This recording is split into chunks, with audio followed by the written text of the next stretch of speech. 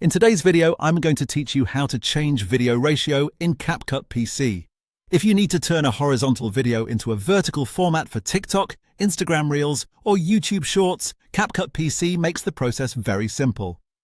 You can also use the same method to switch back to a standard widescreen layout for YouTube, or even a square format for feed posts. The nice thing is that once you know where the ratio settings are, changing your project's frame takes just a few clicks. To begin, you'll want to locate the aspect ratio controls inside CapCut.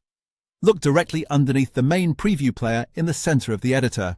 There you should see the ratio drop-down button sitting next to the timecode counter. Go ahead and click that drop-down. This is where CapCut lets you choose the frame shape for your project, and it's the main setting that controls how your final video will be displayed on different platforms. Once the drop-down is open, choose the format that fits the platform you're creating for.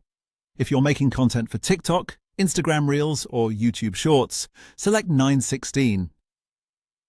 That gives you the tall vertical frame that works best on mobile.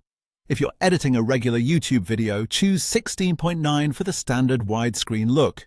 And if you're creating a square post, choose 1:1. As soon as you click your new ratio, you'll notice the preview canvas resize instantly. That visual change is helpful because it shows you exactly how your video will be framed in the final export.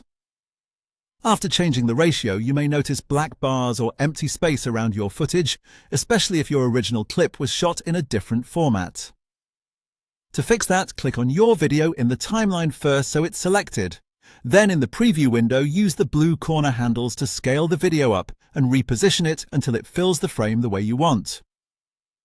This is usually the quickest option when you want full control over what stays visible on screen. If you prefer a cleaner background instead of zooming in too much, there's another option. Go to the top right Properties panel, open Video, then Basic, and scroll down to Canvas. From there, select Blur and choose a blur strength.